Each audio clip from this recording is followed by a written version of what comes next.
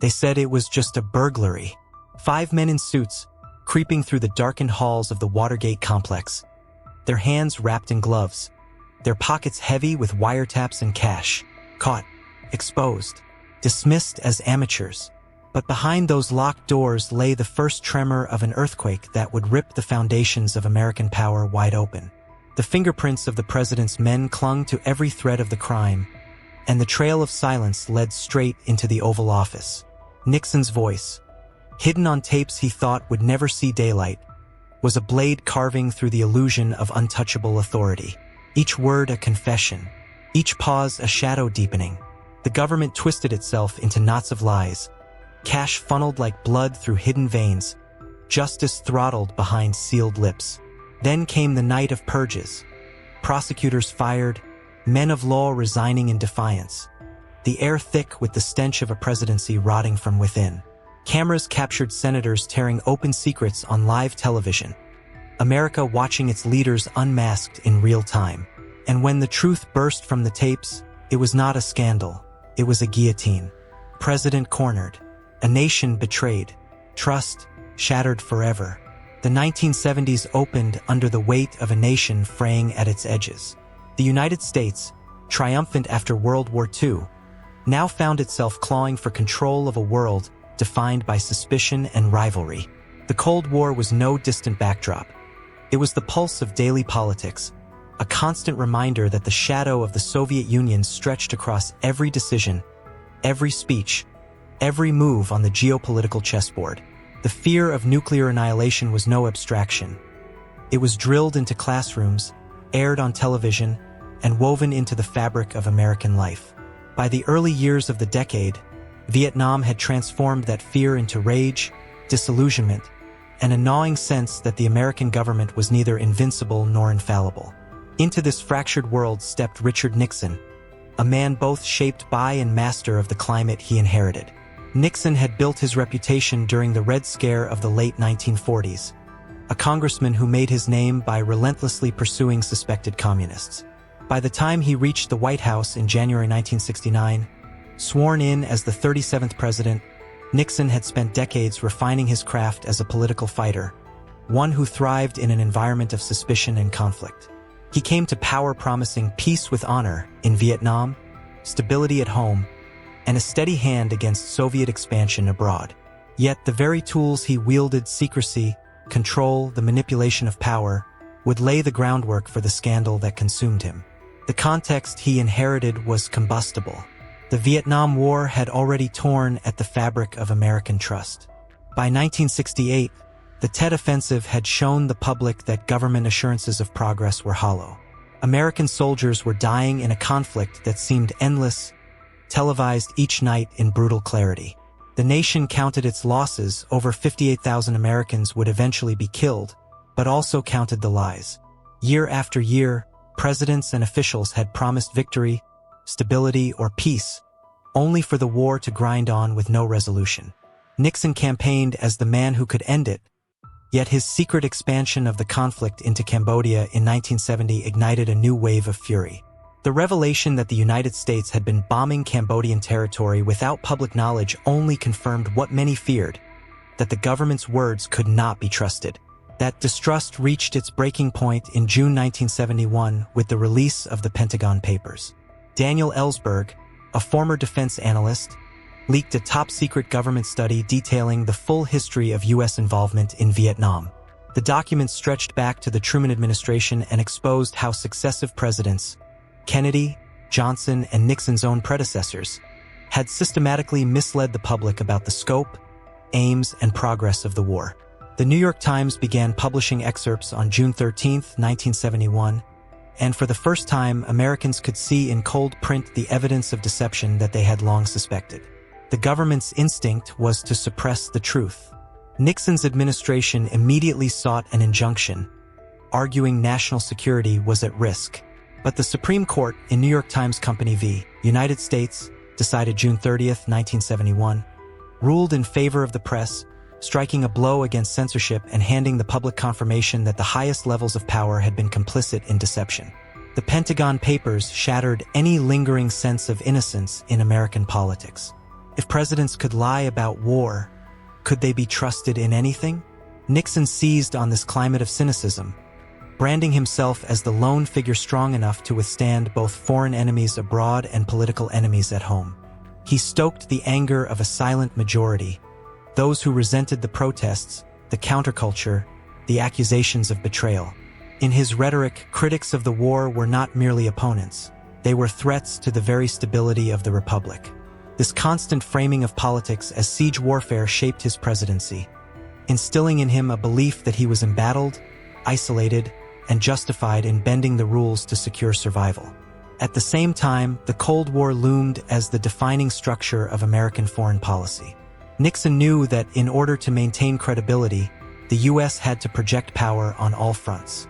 His administration brokered dramatic breakthroughs, the opening to China in 1972, the signing of the Strategic Arms Limitation Treaty, SALT-I, with the Soviets that same year.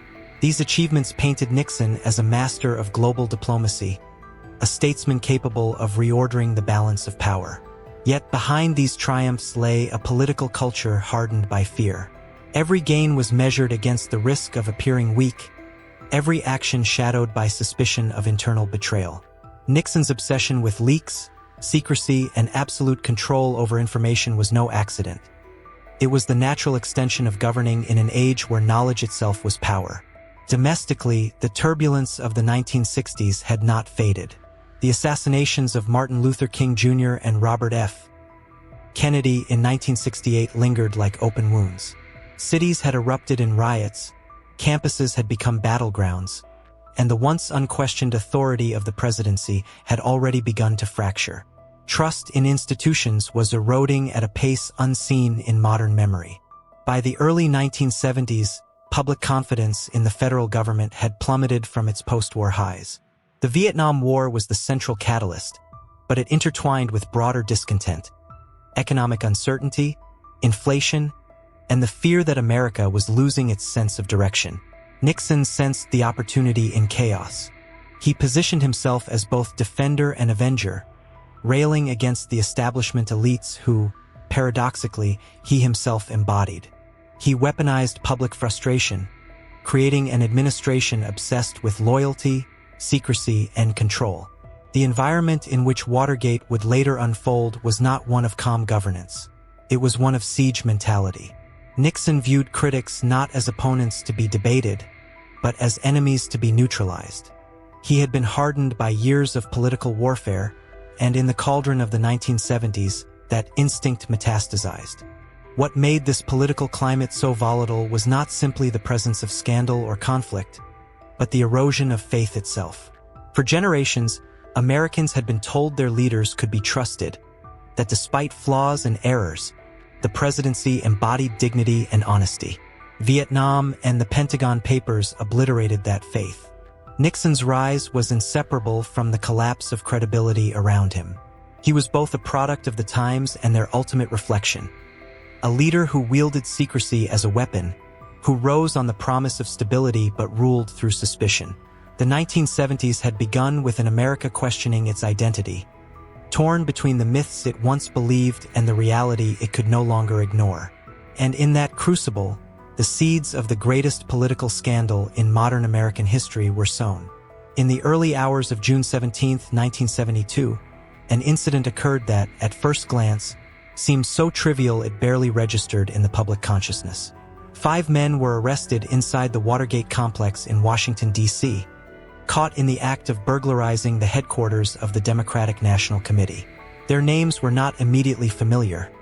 James McCord, Bernard Barker, Virgilio Gonzalez, Eugenio Martinez, and Frank Sturgis.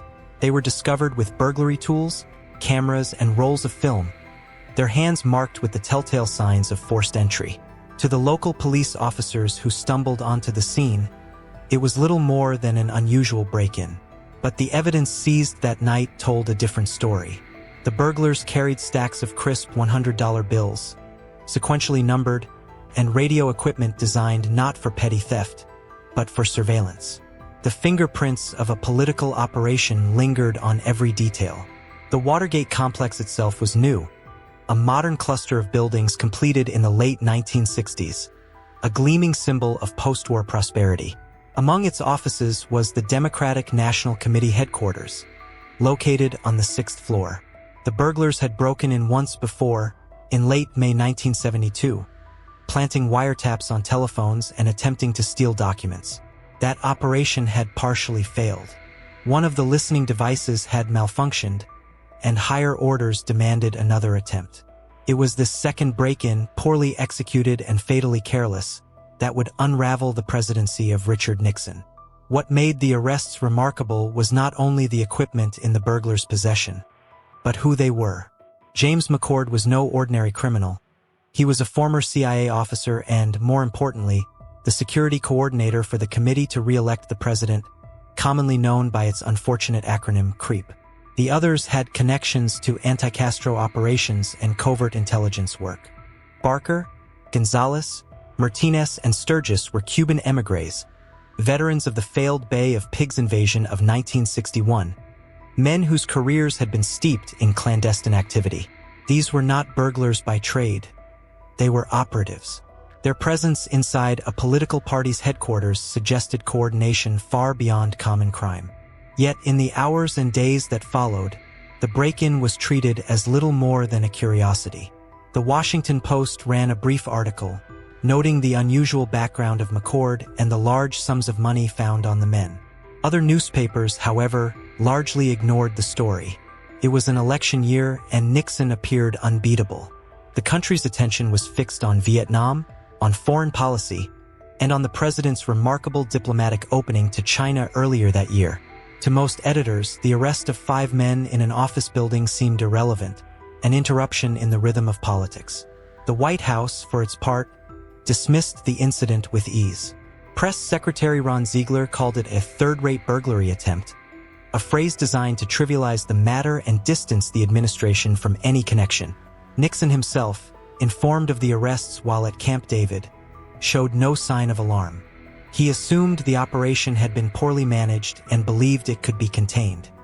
His confidence rested on the machinery of secrecy he had built around himself, an inner circle of loyal aides and operatives who could be trusted to deflect, deny, or bury the truth. But the operation had been reckless from the start. The burglars had taped locks on doors to ensure re-entry, a mistake that alerted the building's security guard, Frank Wills. It was Wills who called the police, setting into motion the arrests that exposed the entire scheme. Wills, a young African-American guard, was paid little and received scant recognition at the time, yet his vigilance triggered one of the most consequential moments in American political history. The burglars were arraigned quickly, and the ties to the Committee to Re-elect the President became apparent. McCord's presence was undeniable proof that the operation reached into the heart of Nixon's campaign. Further investigation revealed the use of campaign funds to finance the burglary. The sequential bills in their possession traced back to a slush fund controlled by CREEP, money intended for intelligence operations against perceived enemies of the administration. Nixon's re-election campaign, flush with cash and determined to crush Democratic opposition, had authorized a clandestine program of sabotage, surveillance, and disruption. The Watergate burglary was only one piece of this larger machinery. Yet the scale of the crime was not immediately understood. On June 17th, most Americans regarded the burglary as an oddity rather than a revelation. The press largely echoed that perception, and the administration's dismissive tone reinforced it. Nixon's popularity was at its peak. The opening to China, the Moscow summit with Brezhnev, and his public commitment to ending the war in Vietnam had secured him broad support. Few believed a sitting president would sanction something as sordid as political burglary. Still, the details could not be ignored forever. The connections between the burglars and the re-election campaign began to surface in court hearings. McCord, under pressure, admitted his ties to CREEP. The very presence of anti-Castro veterans in the operation pointed to networks of covert intelligence activity, raising uncomfortable questions about whether the White House was using men once trained for foreign subversion to spy on domestic opponents. The money trail, too precise to dismiss as coincidence, implicated senior campaign officials. The irony was stark. Nixon's re-election prospects were secure in June 1972. His opponent, Democratic candidate George McGovern, was seen as weak and divided his party. Nixon would go on to win the November election in a landslide, carrying 49 states. The burglary at Watergate was unnecessary from a political standpoint, a crime committed not out of desperation but out of a compulsion for control. It was a manifestation of the siege mentality that had shaped Nixon's worldview, the belief that enemies lurked everywhere, that power must be defended not by persuasion but by secrecy and surveillance. At the time of the arrests, however, none of this was clear. To most Americans, the Watergate burglary was background noise, overshadowed by the grand theater of presidential politics. Only a handful of journalists, most notably at the Washington Post, sensed that the threads of this case, if pulled carefully, could unravel something larger. But in June 1972, the story was still buried in the back pages, its true significance hidden in plain sight. The break-in was recorded as a curiosity, a strange crime in an office building, while its deeper meaning remained dormant, waiting to erupt. The silence that followed those arrests was not the silence of resolution. It was the silence of something dangerous taking root. What had begun as a burglary would soon expand into hearings, prosecutions, and revelations that tore through the highest levels of government. The world did not yet know it, but the night watchman's call, the officer's arrival, and the 5 men led away in handcuffs marked the beginning of the greatest political scandal in American history. The burglary at the Watergate complex on June 17, 1972, might have faded into obscurity had it not been for the persistence of 2 young journalists who refused to treat it as a minor crime. What transformed the arrests of 5 men with burglary tools into the unraveling of a presidency was not the break-in itself, but the money that funded it. Money left trails and trails, when followed with discipline and precision, led directly into the bloodstream of Richard Nixon's re-election campaign. From the very beginning, the financial evidence was impossible to ignore. When police searched the burglars, they found more than burglary equipment and wiretaps. They carried thick stacks of $100 bills, not the random assortment of a street criminal, but sequentially numbered notes. To anyone trained in investigation, sequential bills meant a common source, funds withdrawn or distributed in bulk. That detail, seemingly minor in the reports filed after the arrests, would become the first crack in the wall of silence. The Washington Post assigned Bob Woodward and Carl Bernstein to the case. Both were relatively unknown reporters, ambitious but unproven. Yet their instincts were sharp, and they noticed what others dismissed. The burglars were not ordinary criminals. One of them, James McCord, had been the security coordinator for the committee to re-elect the president, Nixon's official campaign organization known by the acronym CREEP. That connection alone was extraordinary. Why would a presidential campaign employ someone arrested in the act of bugging the opposition party's headquarters? But it was the money more than the men that pointed upward. Within weeks of the arrests, the Washington Post revealed that thousands of dollars in the burglars' possession had been traced to a bank account in Miami linked to Bernard Barker, one of the Cuban-born burglars. From Barker's account, investigators traced deposits of campaign funds, money originally contributed to Nixon's re-election effort. The transfer was not subtle. Donors had written checks to the campaign, and those checks, some marked as contributions in the tens of thousands of dollars, had been deposited into Barker's account. From there, the funds were withdrawn in cash, sequential bills that ended up stuffed in the burglars' pockets inside the Watergate building. The revelation was explosive, though at first it struggled to break through the noise of the election season. Nixon was cruising toward a November landslide, and most of the press remained skeptical that campaign money had truly been diverted for political espionage. Yet Woodward and Bernstein kept pressing. On August 1, 1972, the Washington Post published a story showing that a $25,000 check given to the Nixon campaign by a Minnesota businessman, Kenneth Dahlberg, had ended up in Barker's bank account. That check was not cash. It had a clear, traceable path. Dahlberg gave it to the campaign deposited it, and eventually it was routed into the Miami account funding the burglary. Dahlberg himself was stunned when contacted by the Post, insisting he had no knowledge of where the money went after he turned it over. The Dahlberg check was the first hard evidence that Nixon's campaign funds had been diverted for illegal purposes. It pierced the White House's narrative that the burglary was an isolated crime, disconnected from the president's re-election machinery. But it was only the beginning. Over the following weeks, more checks surfaced, including an $89,000 bundle from a Gulf Resources executive, and others that pointed to a secret slush fund controlled by Nixon's closest campaign aides. This fund, estimated at over $700,000, was managed by campaign officials such as Herbert Kalmbach, Nixon's personal attorney, and G. Gordon Liddy, the former FBI agent turned operative who had designed the Watergate operation. The slush fund was not accidental. It was a deliberate pool of cash used for intelligence gathering, sabotage, and dirty tricks against political opponents. According to later testimony, these funds were disbursed for activities ranging from infiltrating Democratic campaigns to forging letters that smeared rivals. The burglary of the Democratic National Committee was only one of the operations financed by this shadow account. What the Post had uncovered was not a simple misuse of campaign money, but an entire system of covert political warfare financed at the highest levels. The White House denied everything. Nixon's spokesman dismissed the reporting as biased, politically motivated, and unworthy of attention. Press Secretary Ron Ziegler continued to characterize the burglary as a third-rate incident blown out of proportion. Yet behind the scenes, panic was spreading. John Mitchell, Nixon's former Attorney General and at the time the head of CREEP, had signed off on the fund's existence. H.R. Haldeman and John Ehrlichman, Nixon's most trusted aides inside the White House, were implicated in overseeing the flow of money. Nixon himself, though insulated at first, knew by the summer of 1972 that campaign funds had been used to finance illegal activities. The political system was slow to react. Congress showed little appetite for investigation before the November election. Most newspapers outside Washington echoed the White House line or ignored the Post stories altogether. The Nixon campaign dismissed Woodward and Bernstein as overzealous reporters chasing shadows. And yet the evidence kept piling up. By the fall, federal prosecutors began to uncover the financial web, subpoenaing records and interviewing witnesses who corroborated the Post's reporting.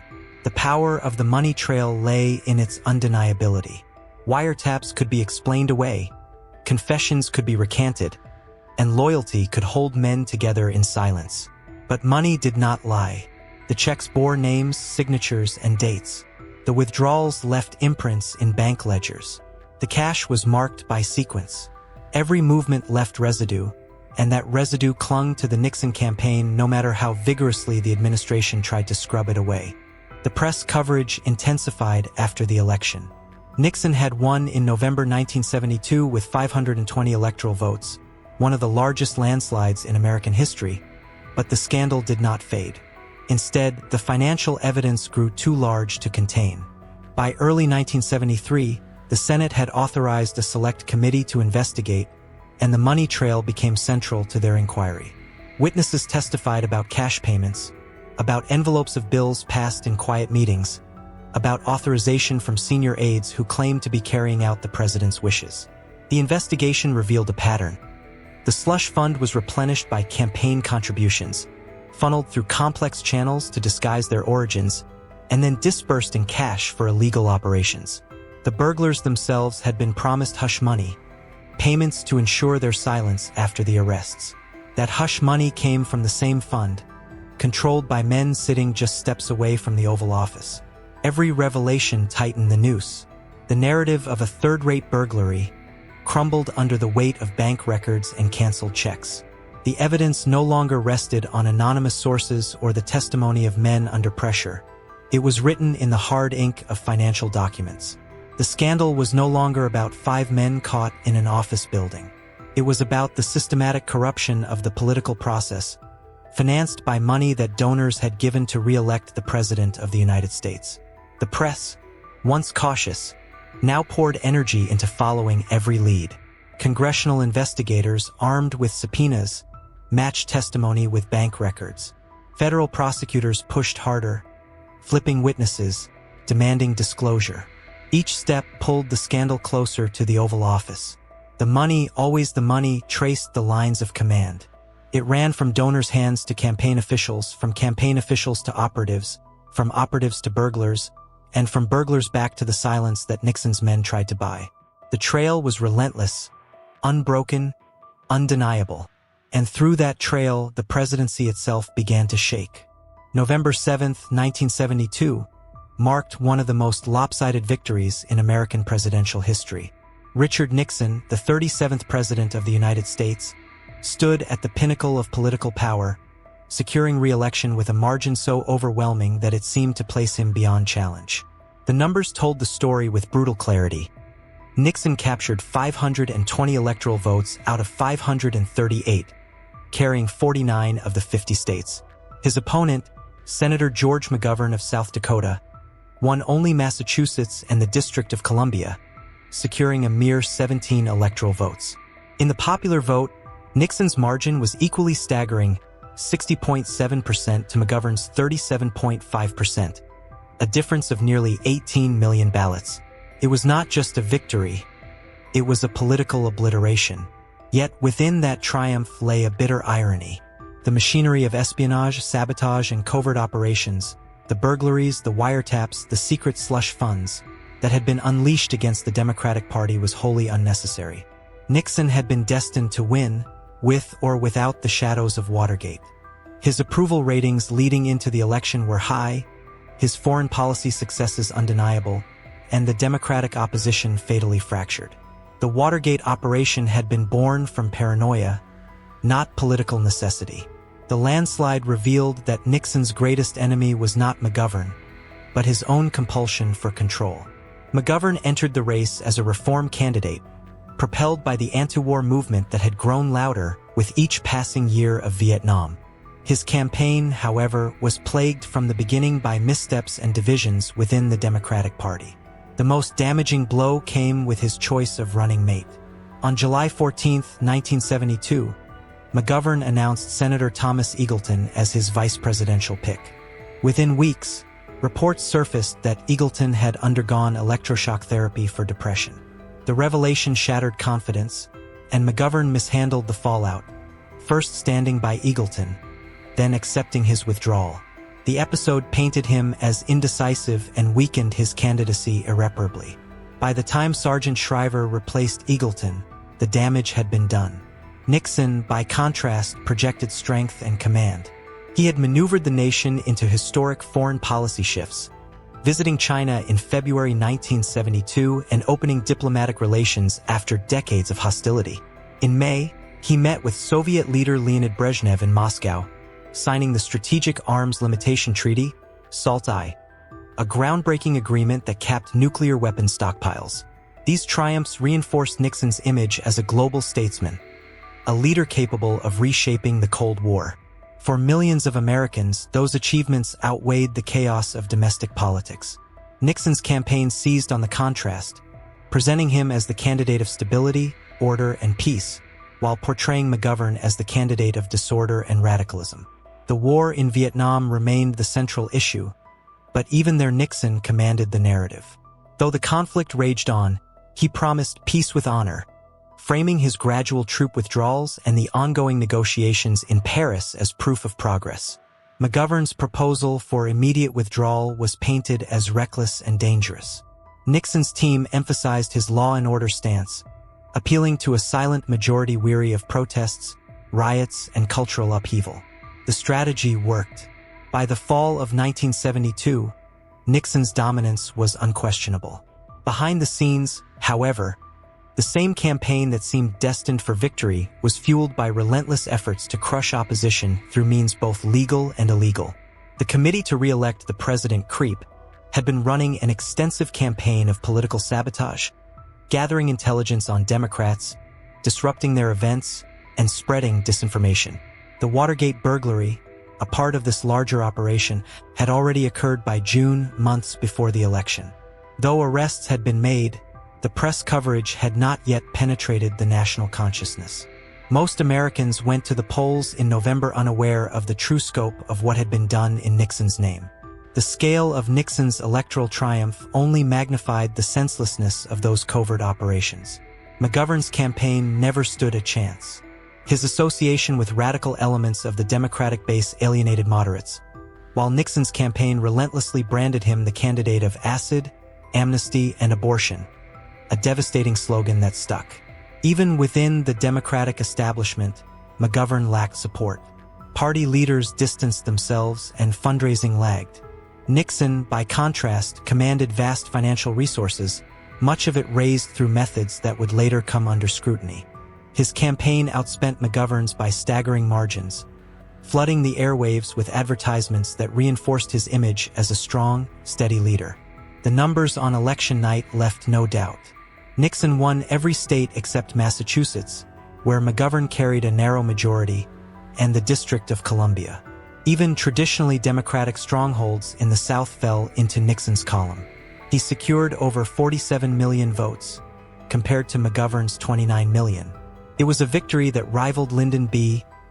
Johnson's 1964 landslide against Barry Goldwater, cementing Nixon's status as one of the most dominant electoral figures in American history.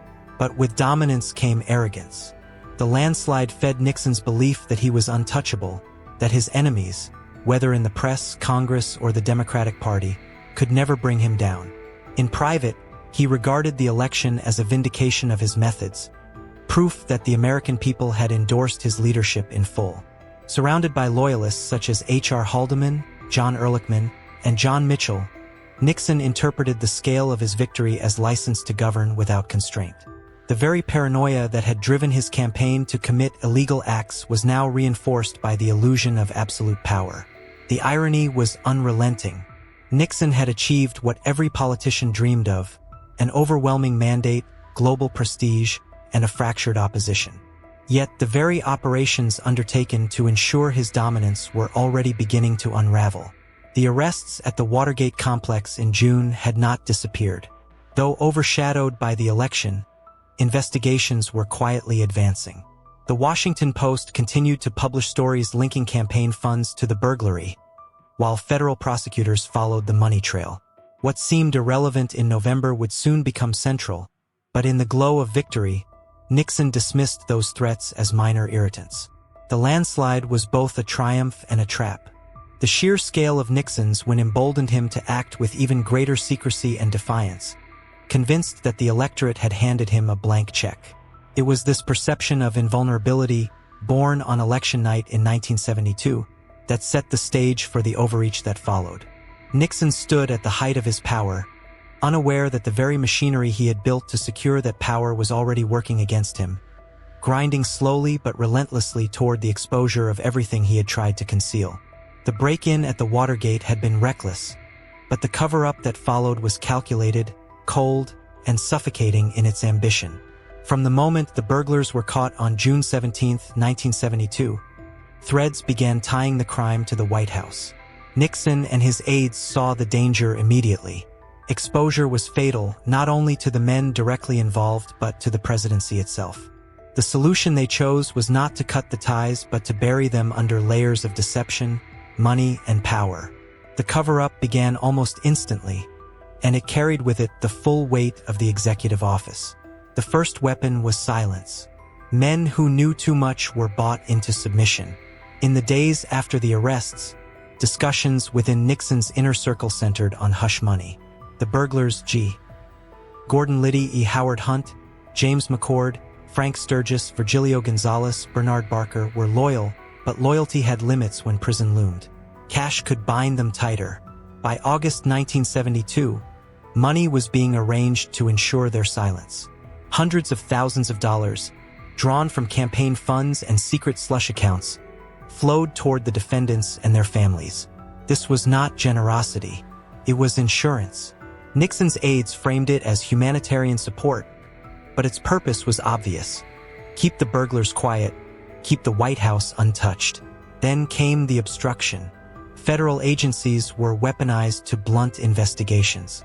On June 23, 1972, just 6 days after the break-in, Nixon met with his chief of staff, H.R. Haldeman, and ordered the Central Intelligence Agency to block the FBI's investigation into campaign funds tied to the burglary.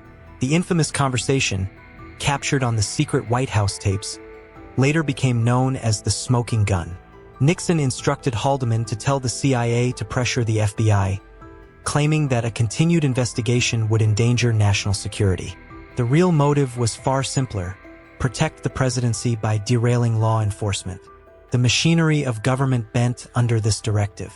Acting FBI Director L. Patrick Gray found himself caught in a storm of conflicting commands. Senior CIA officials Richard Helms and Vernon Walters resisted being drawn into Nixon's scheme, but the pressure was unmistakable. Lines between intelligence, law enforcement, and politics blurred dangerously. Nixon's words carried the weight of the presidency, and that weight was being used to suffocate the truth. Inside the White House, aides scrambled to control the narrative. John Mitchell, who had resigned as Attorney General in March 1972 to head the committee to re-elect the president, Creep, worked to distance himself and the campaign from the burglary. Yet Mitchell's fingerprints were all over the operation. Hush money was discussed in his presence. The committee's funds had bankrolled the burglars. Denials issued from the administration were delivered with conviction, but cracks widened as reporters at the Washington Post, especially Bob Woodward and Carl Bernstein, continued to trace the money and the connections back to Nixon's circle. The cover-up was not only financial and institutional but also psychological. Nixon demanded loyalty, absolute and unyielding. Men like John Dean, the White House counsel, became both participants and witnesses in the scheme. Dean coordinated payments, kept notes, and tried to contain the scandal. Yet, as the cover-up deepened, even Dean saw its unsustainable weight. His later testimony would expose the president's involvement, but in the heat of 1972 and 1973, he was a central figure in maintaining the illusion of innocence. The strategy depended on constant deception. Public statements denied knowledge, dismissed the burglary as minor, and accused critics of partisanship. Behind closed doors, conversations turned to how much silence cost, how much risk each man carried, how to keep the FBI from reaching the Oval Office. Every move carried the scent of desperation disguised as control. Nixon himself presented a confident face to the nation. He called Watergate a third-rate burglary.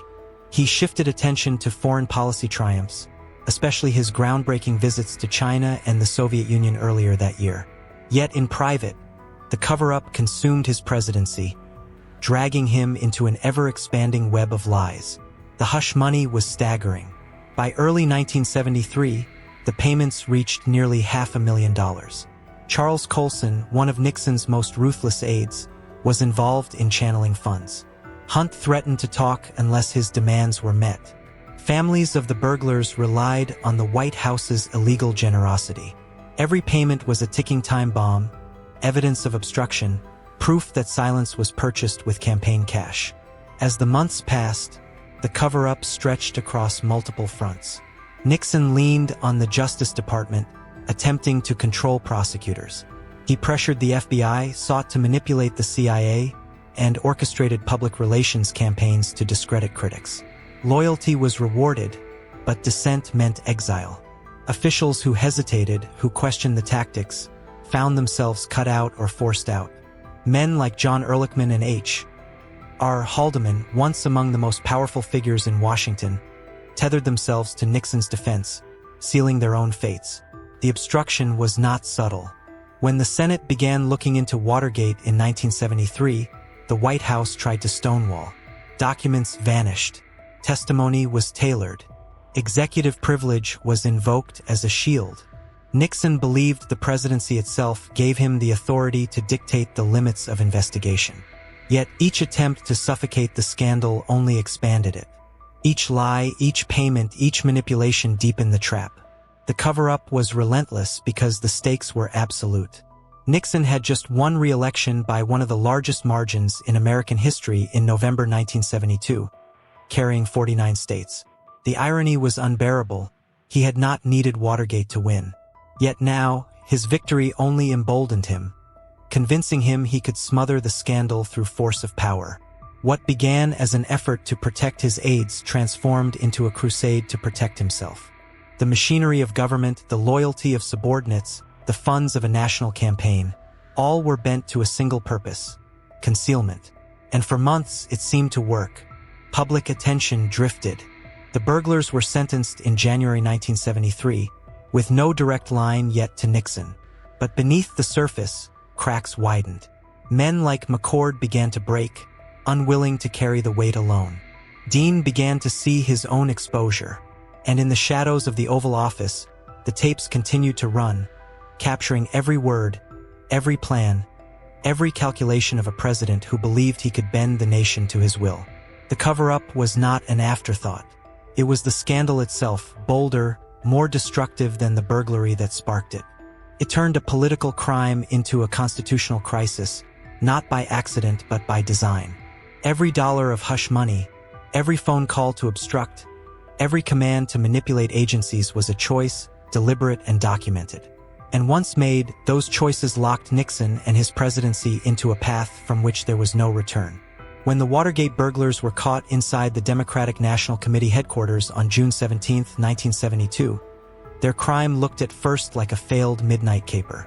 5 men, arrested with gloves, cameras, wiretaps, and wads of sequentially numbered $100 bills, had been pulled from the shadows into police custody. Yet behind their arrest lay the thread that, once pulled, would unravel a presidency. It was not the FBI, not Congress, not the courts that first gave life to the scandal. It was 2 young journalists from the Washington Post, working with little more than skepticism, persistence, and the stubborn refusal to look away when others dismissed the story as trivial.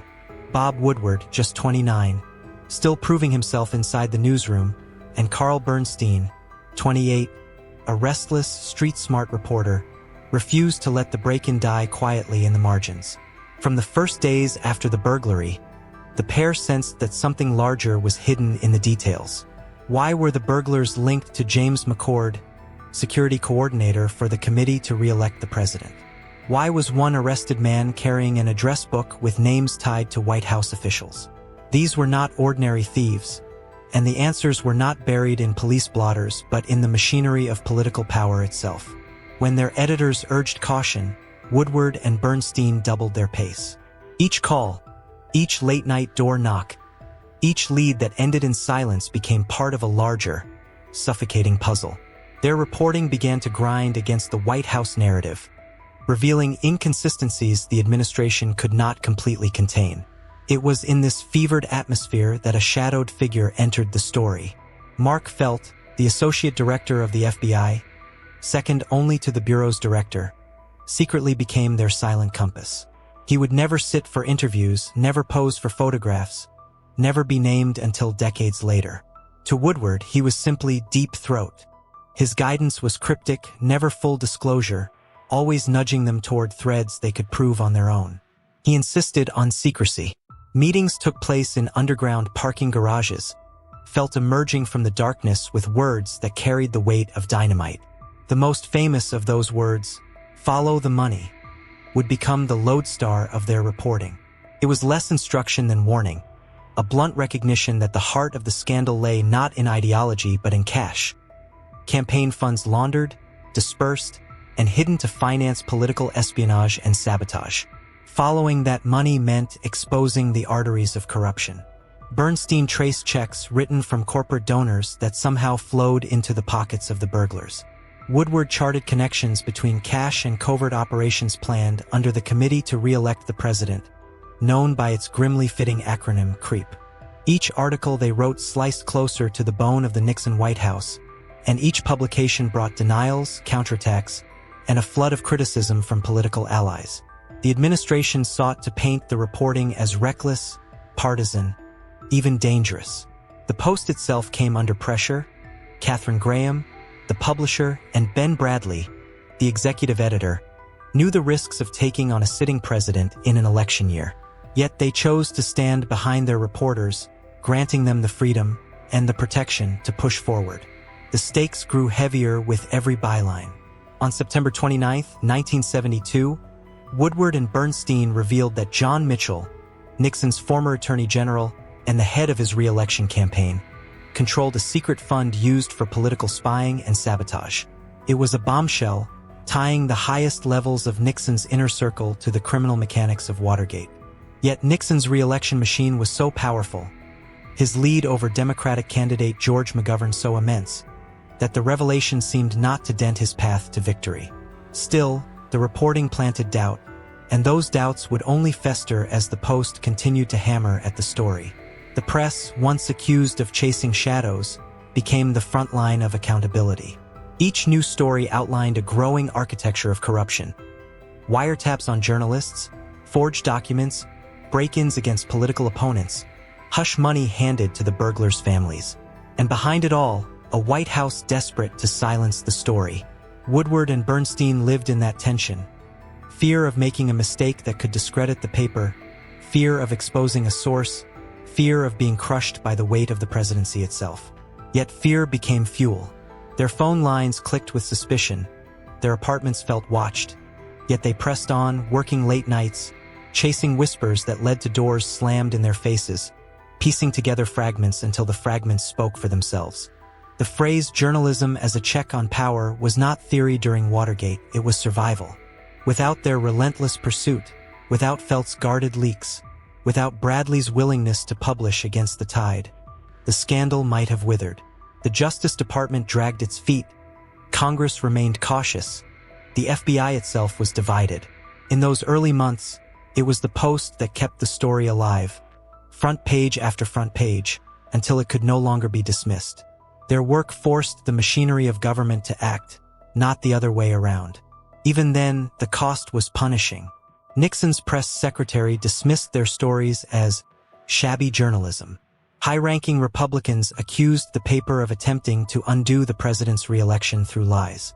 The White House released statements declaring that no one in the administration had authorized the break-in, that Nixon's hands were clean. Yet every denial only pushed Woodward and Bernstein to test the walls more forcefully. They moved like archivists of corruption, compiling ledgers, testimonies, and financial records until the evidence itself became inescapable. When they returned again and again to the guidance of Deep Throat, follow the money, it became more than a reporting strategy. It was the cipher to the entire scandal. Money tied burglars to handlers, handlers to campaign officials to the White House. It exposed not only the burglary but the machinery of sabotage. Operations designed to destroy political opponents, to manipulate the public, to bend the nation's institutions toward a single man's survival. The role of the Washington Post during Watergate was not merely to inform, it was to resist suffocation. Nixon's White House wielded the tools of the state to strangle dissent. The IRS used against enemies, the FBI pressured to steer investigations away from the Oval Office, the CIA invoked to block inquiries. Against this machinery, two reporters armed only with notebooks and persistence forced open cracks that would become fissures. They refused to let the burglary be forgotten, refused to let the administration's narrative harden into permanence. By early 1973, as the courts and Senate committees began to stir into action, the ground had already been prepared. The Washington Post had turned Watergate from a botched break-in into a national scandal. Woodward and Bernstein had transformed whispers into proof, shadows into evidence, suspicion into history. And all of it had begun with the simple, unyielding decision to follow the money, no matter how dangerous the trail became. On May 17, 1973, the Senate Watergate Committee opened its hearings, and for the first time, Americans were not simply reading about corruption in the morning papers, they were watching it unfold live on their televisions. In homes across the nation, families who once tuned in to soap operas or daytime programs now sat transfixed by senators, witnesses, and lawyers speaking words that would tear away the protective veil covering the presidency.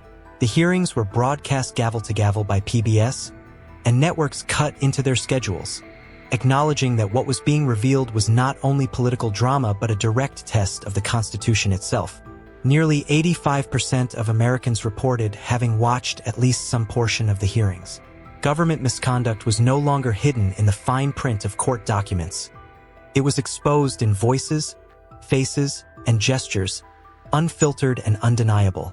The hearings were led by the Select Committee on Presidential Campaign Activities, chaired by Senator Sam Ervin of North Carolina. Ervin, a Democrat with the cadence of a Southern storyteller and the precision of a constitutional scholar, became the public face of Congress's pursuit of truth. He did not posture or shout. Instead, he wielded the Constitution as his weapon, constantly reminding the public that what was at stake was not merely partisan gain, but the survival of the system itself. Sitting beside him was the ranking Republican, Senator Howard Baker of Tennessee. whose calm and persistent questioning cut to the marrow of the scandal.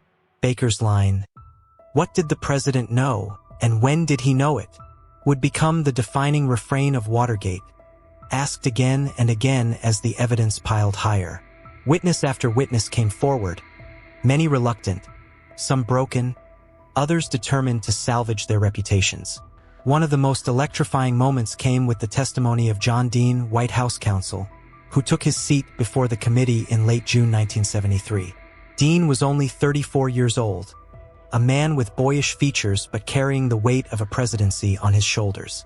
Over 4 consecutive days, June 25th through June 29th, Dean spoke for more than 30 hours. He described in meticulous detail conversations with President Nixon in which the cover-up was orchestrated, expanded, and maintained. Dean explained how hush money had been arranged for the Watergate burglars, how pressure was applied to the CIA to halt the FBI's investigation, and how the White House operated as a hub of conspiracy rather than a seat of democratic power.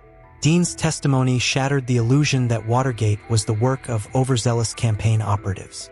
He placed Nixon himself at the heart of the obstruction, describing a meeting in the Oval Office on March 21, 1973, where he warned the president there was a cancer growing on the presidency. Nixon listened as Dean explained that the demands for hush money were escalating, and that the entire administration could collapse under the weight of the conspiracy.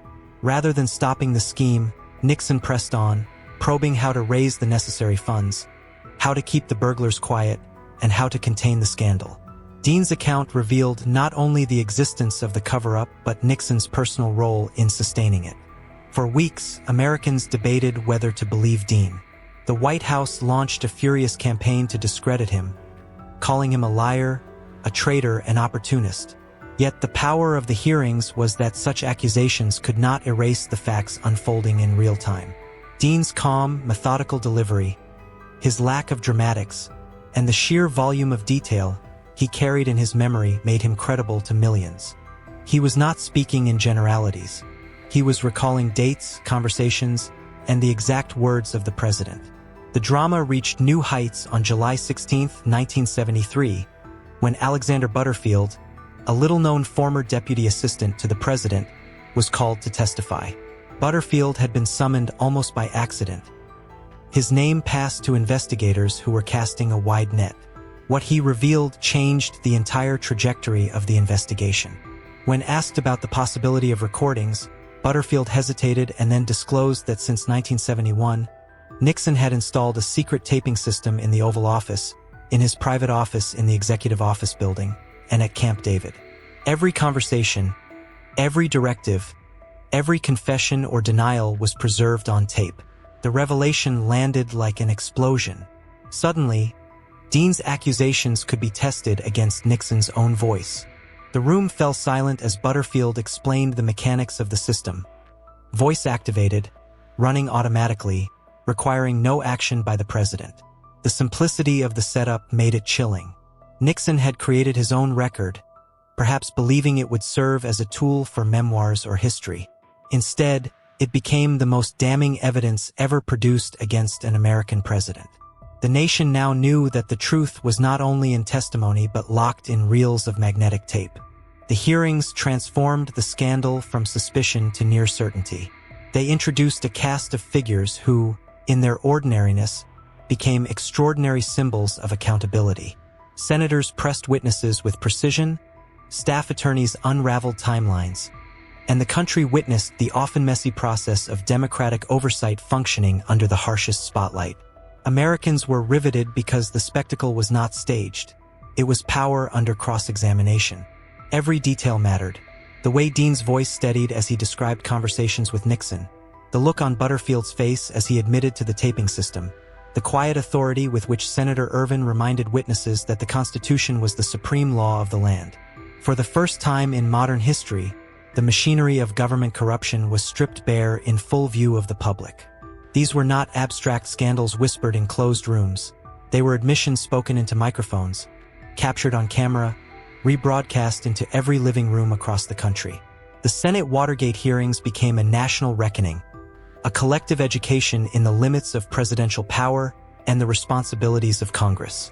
By the end of the summer of 1973, faith in Nixon's innocence had collapsed, not because of editorials or headlines, but because millions of citizens had seen and heard the truth for themselves.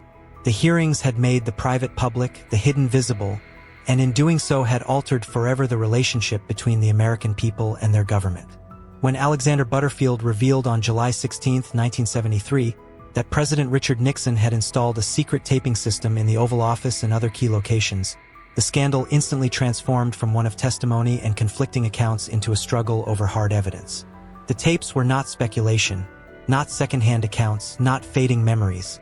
They were Nixon's own words, preserved mechanically, without filter or interpretation. Their existence electrified the nation and horrified the White House. The central question became immediate and undeniable. Who would control these tapes, and would the American people ever hear them? The stakes were staggering. These recordings had the potential to confirm or destroy the testimony of John Dean and others who had tied Nixon directly to the Watergate cover-up. The president's defenders hoped the tapes would exonerate him. His critics believed they would prove his complicity beyond doubt. Nixon himself understood their danger. From the moment the taping system's existence became public, he treated the tapes as both shield and trap, evidence of presidential authority, yet a record of criminal conduct. His first instinct was absolute refusal. On July 23, 1973, just a week after Butterfield's disclosure, the Senate Watergate Committee and Special Prosecutor Archibald Cox formally requested access to the tapes. Nixon denied both requests, invoking executive privilege. He argued that the separation of powers gave him the right to withhold private presidential communications, that to expose them would weaken the office itself, and that future presidents would be unable to govern candidly if their words were subject to subpoena. What had begun as a scandal of burglary and cover-up now expanded into a constitutional crisis. Executive privilege was not new. It had been claimed by presidents since George Washington. But never before had the doctrine collided so directly with a criminal investigation involving the president himself. Nixon's lawyers framed the issue as one of national security, institutional integrity, and presidential independence. They claimed that no prosecutor, no Senate committee, no court could compel a sitting president to surrender his private conversations. To give in, they insisted, would cripple the presidency permanently. The special prosecutor, Archibald Cox, rejected that defense. A former Solicitor General and Harvard law professor, Cox was appointed in May 1973 with a mandate to pursue the facts without interference. His approach was precise, deliberate, and unyielding. Cox argued that the tapes were not just presidential records, they were direct evidence in a criminal case. To deny access was to place the president above the law. His reasoning resonated with the public, who had already watched weeks of testimony exposing systemic corruption. Now, with knowledge that the tapes existed, anything less than their release felt like concealment. The legal battle escalated throughout the summer and fall of 1973.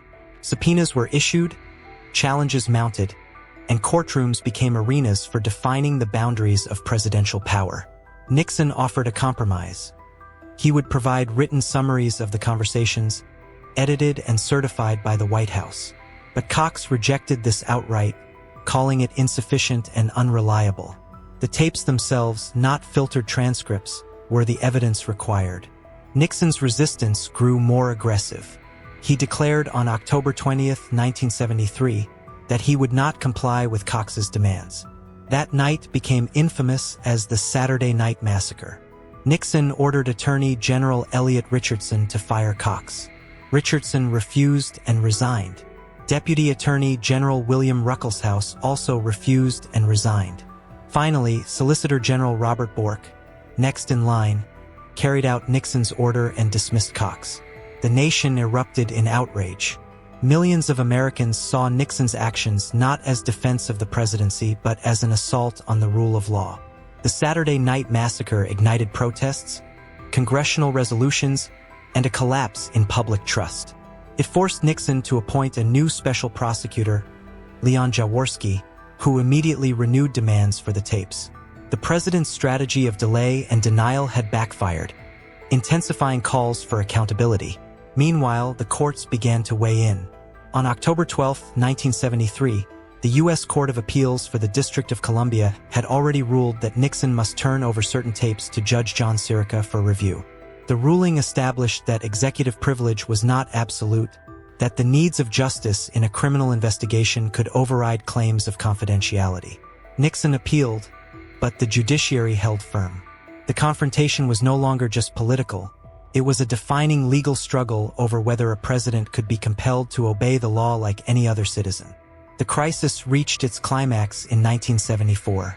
On April 30th, under mounting pressure, Nixon released edited transcripts of 43 conversations. The transcripts, riddled with omissions and heavy with the repeated phrase, "expletive deleted," only inflamed suspicion. They revealed coarse language, political scheming, and evidence of obstruction.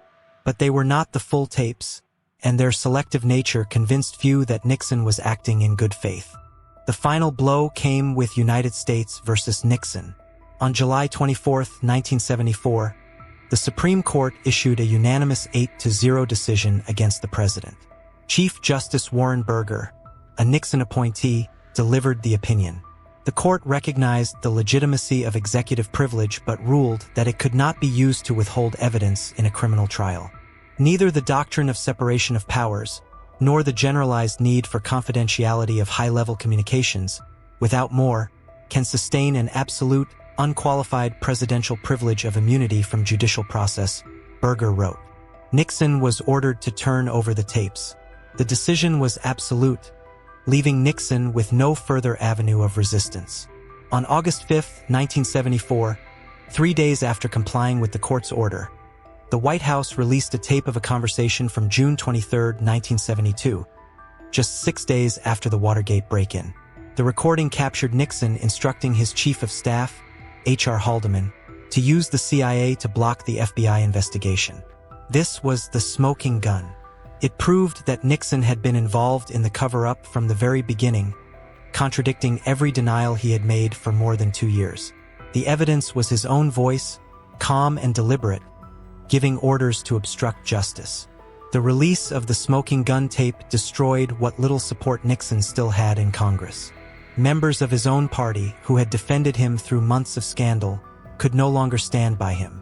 The legal battle over the tapes, once framed as a matter of constitutional principle, had revealed not just limits on executive privilege but the raw truth of presidential abuse of power. The struggle had exposed the fragility and resilience of American democracy in equal measure, binding the fate of a presidency to the recordings that the president himself had ordered into existence. October 20th, 1973, was a night that burned itself into the memory of American history. The day began like any other, with Washington carrying on its endless cycle of hearings, investigations, and speculation over the unraveling Watergate scandal. But by nightfall, the presidency of Richard Nixon had crossed a threshold that no American leader had dared before, plunging the country into a constitutional storm. It would forever be known as the Saturday Night Massacre. The crisis revolved around one man, Archibald Cox, the special prosecutor appointed in May 1973 to investigate the Watergate break-in and its aftermath. Cox was no political opportunist. He was a respected legal scholar, a professor from Harvard Law School, and a man of unshakable independence. Nixon had reluctantly accepted his appointment after Attorney General Elliot Richardson promised Congress that only someone with complete autonomy would be trusted to oversee the most sensitive investigation in the nation. From the very beginning, Cox proved unwilling to bend to the White House's pressure. His demands were straightforward: full access to the Oval Office tapes that could confirm whether the president himself had participated in obstruction of justice. Nixon, who knew the contents of those tapes all too well, saw Cox not as a prosecutor but as an existential threat. The standoff intensified on October 12, 1973, when U.S. District Court Judge John Sirica ruled that Nixon must surrender the tapes. The president's lawyers argued executive privilege, claiming that releasing private conversations would cripple the presidency.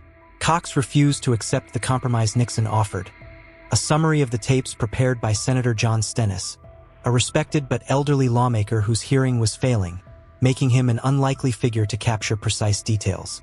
To Cox, the arrangement was absurd, a thinly veiled maneuver to hide evidence. On October 19th, He announced his rejection in blunt terms, declaring that only the tapes themselves would satisfy the public's right to the truth.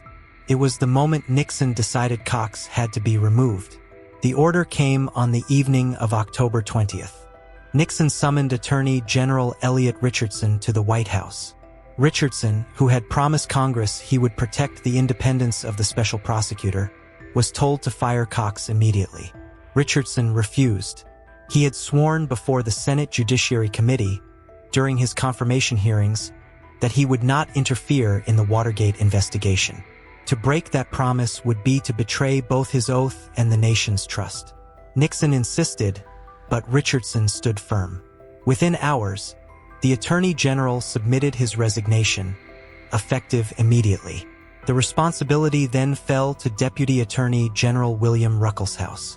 Nixon delivered the same order: fire Cox. Like Richardson, Ruckelshaus had pledged to uphold the independence of the investigation. His answer was equally unyielding. He would not carry out an order that he believed was unlawful and corrosive to American democracy. He too resigned that night. With the top two officials in the Justice Department gone, Nixon turned to Solicitor General Robert Bork, next in line.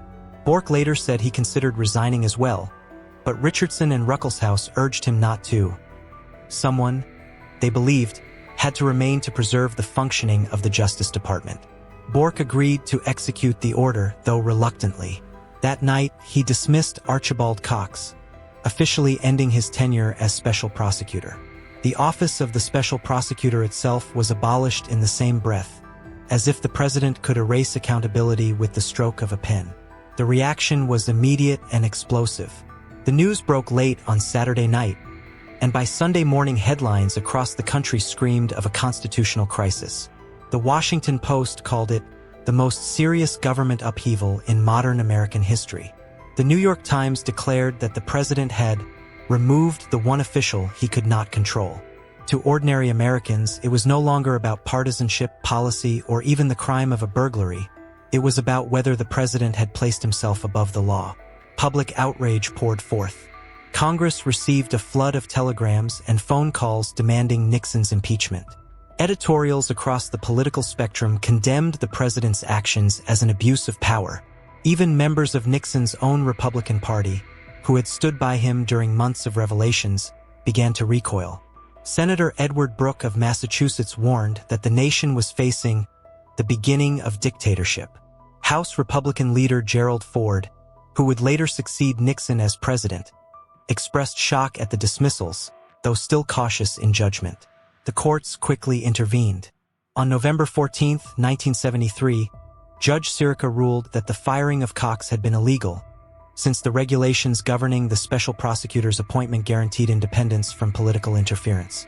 Under mounting pressure, Nixon was forced to appoint a new special prosecutor, Leon Jaworski, another respected legal figure who would continue the pursuit of the tapes with equal determination. Far from burying the investigation, Nixon's actions had only intensified the demand for answers. The Saturday night massacre also marked a critical turning point in the public's trust. Polls taken after the event showed Nixon's approval rating plummeting to new lows, with many Americans convinced that their president was actively engaged in a cover-up. Congress, emboldened by the outcry, accelerated its efforts to investigate not only Watergate but the broader question of presidential power. Talk of impeachment, once whispered, now spread openly through the halls of the Capitol. The weight of history pressed down on Nixon in that moment. By seeking to silence a prosecutor, he had provoked a confrontation with the entire constitutional order. The firings demonstrated the fragility of democratic institutions when tested by a determined executive, but they also revealed the resilience of individuals who refused to compromise principle for power. Richardson and Ruckelshaus chose resignation over complicity, and their decisions ensured that Nixon's act would be remembered not as a successful consolidation of authority, but as the desperate maneuver of a president losing his grip. The events of October 20th, 1973, echoed far beyond that weekend. They were seared into the public consciousness as evidence that the presidency, once regarded as the pinnacle of American integrity, could be corrupted from within. What unfolded that night was not just the firing of a man. It was the visible fracture of trust between the American people and their highest office, a fracture that would shape every confrontation still to come. By the summer of 1974, the Watergate scandal had reached its most critical stage, and the nation was locked in a constitutional standoff unlike anything in its history. At the center of the battle stood a series of recordings, Oval Office tapes that only one man knew in full, Richard Nixon. Those tapes were not ordinary records. They were hours of the president's own voice, captured by a secret recording system he had installed in 1971 to preserve every conversation, every word, every calculation made in the White House. They were evidence in its purest form, unfiltered and undeniable. For prosecutors, those tapes represented the truth. For Nixon, they were a ticking bomb. The fight over the tapes began almost immediately after their existence became known in July 1973, revealed by White House aide Alexander Butterfield during Senate hearings. Special prosecutors Archibald Cox and later Leon Jaworski pressed relentlessly to obtain them. Nixon resisted at every step, invoking executive privilege, the centuries-old doctrine that allowed presidents to keep communications confidential. He argued that surrendering the tapes would weaken the presidency itself, stripping the office of the privacy necessary to govern. Yet beneath that constitutional claim lay a more personal truth. The tapes likely contained evidence of obstruction of justice, conspiracy, and the abuse of presidential power. The lower courts ruled against Nixon. In October 1973, Judge John Sirica, presiding over the Watergate grand jury, ordered the president to turn over the tapes. Nixon appealed, but the Court of Appeals for the District of Columbia also rejected his claims. Still, the president refused to yield. His lawyers prepared a sweeping argument that the President of the United States was not subject to judicial compulsion in matters of confidentiality, that the executive branch was independent of judicial oversight when it came to internal deliberations. In effect, Nixon's legal stance was that he alone could decide what the law allowed him to keep hidden. The stage was set for a constitutional confrontation in the highest court of the land. The case, formally titled United States versus Nixon, was heard by the Supreme Court on July 8, 1974. By then, the scandal had engulfed the administration. The House Judiciary Committee was drafting articles of impeachment. Public opinion had turned decisively against the president. Yet even in that moment of crisis, the stakes of the case transcended Nixon himself. The central question was whether the president was subject to the same legal obligations as any other citizen when evidence of criminality was at issue. The court faced immense pressure. Chief Justice Warren E. Burger, appointed by Nixon in 1969, presided over the case. He, along with Justices William O. Douglas, Potter Stewart, Byron White, Thurgood Marshall, Harry Blackmun, Lewis Powell, and William Rehnquist, represented a broad spectrum of judicial philosophy. Rehnquist, however, recused himself due to prior service in Nixon's Justice Department, leaving 8 justices to decide the matter. The justices knew that their ruling would be more than legal interpretation. It would be a defining statement about the limits of presidential power in the American system of government. During oral arguments, Solicitor General Robert Bork's successor, James St. Clair, presented Nixon's case. He maintained that the president's communications must remain absolutely confidential, free from judicial intrusion. Without such protection, St. Clair argued, advisors would never speak candidly, and the executive branch would be crippled. On the other side, Special Prosecutor Leon Jaworski contended that no individual, not even the president, could place himself beyond the reach of the law. He argued that when a criminal trial required evidence, even presidential privilege had limits. Jaworski's argument was simple but devastating.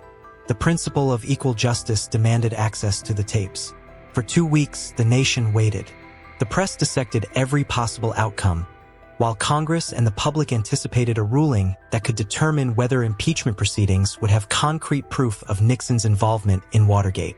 Finally, on July 24, 1974, the court delivered its decision. It was unanimous. Chief Justice Burger, writing for the court, declared that executive privilege was real and constitutionally grounded, but it was not absolute. The president could not use it as a blanket shield against judicial process, especially in the face of criminal proceedings.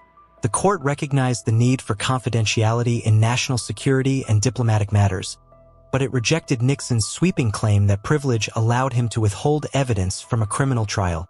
In words that carried the weight of history, the court ruled that neither the doctrine of separation of powers nor the generalized need for confidentiality can sustain an absolute, unqualified presidential privilege of immunity from judicial process.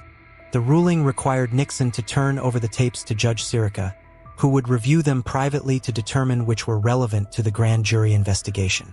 There was no ambiguity, no dissent. 8 justices had spoken with one voice, cutting through months of constitutional fog with unmistakable clarity. The impact was immediate.